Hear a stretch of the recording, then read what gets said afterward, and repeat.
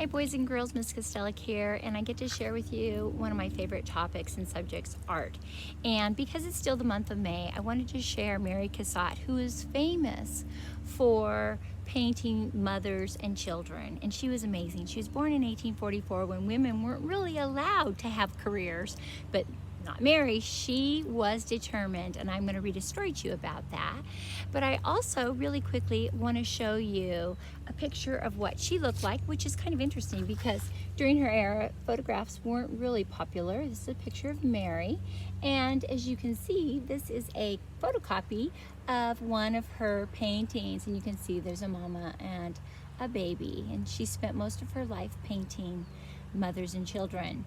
So I'm going to try with this iPad to show you some of these beautiful paintings. There's a little bit of a glare, but it's worth it being outside right now. There's one. You hold it closely. You can see how sweet the mother and baby look. And there's another one. Little baby is touching the mama's face. This one's cute. Many of you probably go in and wake your mothers up in the morning when they're in bed. It's a sweet one. Little baby's getting a bath. It's looking up at mama. This is actually a self-portrait of her, and you can kind of get an idea, a sense of her brush strokes. This was probably a white or light pastel dress she was wearing, but she put beautiful purples in the shadow. So I thought you would enjoy those. So the book that we're going to read is Mary Cassatt, Extraordinary Impressionist Painter, and it is by Barbara Herkert, and the illustrations are paintings by Gabby Swiakowska. And I think you're going to like it because it really captures her personality.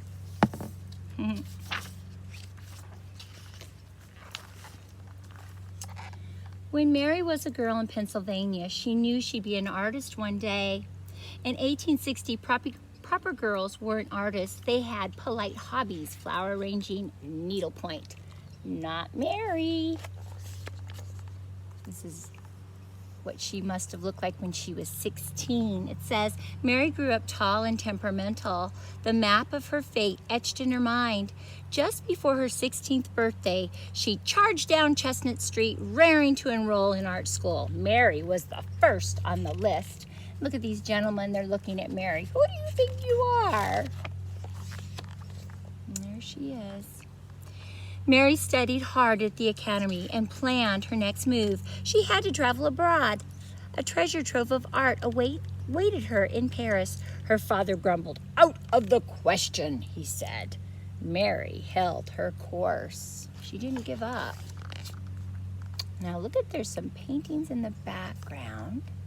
There's Mary working. It says, the Louvre Museum was Mary's classroom. She copied the old masters and dreamed of seeing her art in the celebrated show, the Salon. Impossible, they said. Not for Mary.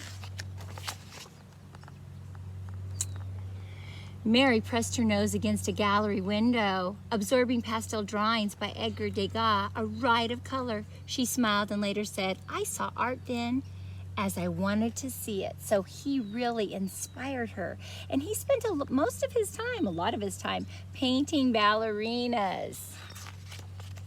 Oh, here we go. There's Mary working. Mary swept jewel tones across her canvas. She rendered cropped angles, sparkling light. The salon judges found her new work hasty, her palette harsh. Bah, what did they know, she said.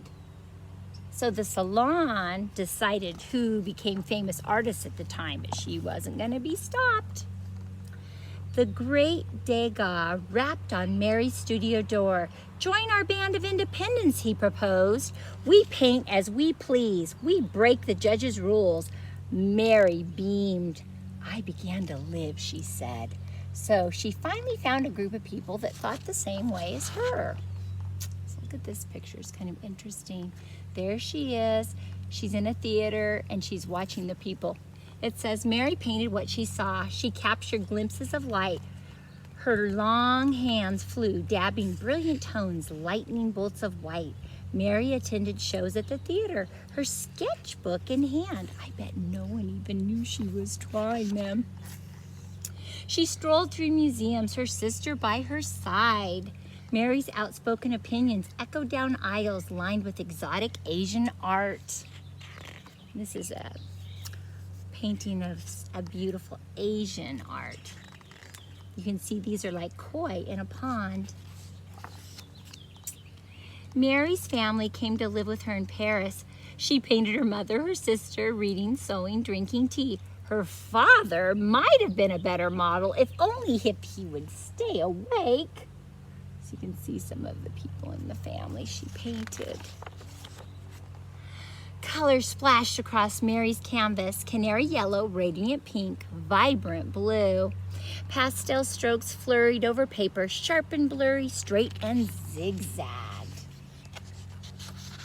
These are some of her actual pictures. It says Mary produced a multitude of prints, etchings, monotypes, working with Degas and on her own. For Mary, art was life. Life was art. And this is a lot like that photograph we saw of her. Mary celebrated mothers and their babies in her paintings. She sought and found truth. Now her art hangs in fine museums. She proved that women can be great artists too. I think there's a lesson to learn from Mary. She taught us that we shouldn't give up. If we have a dream, we should hang in there and do it. I hope all of you, boys and girls, hold on to your dreams and do what is in your heart. Nice talking to you. See you later for the actual artwork. Bye, boys and girls.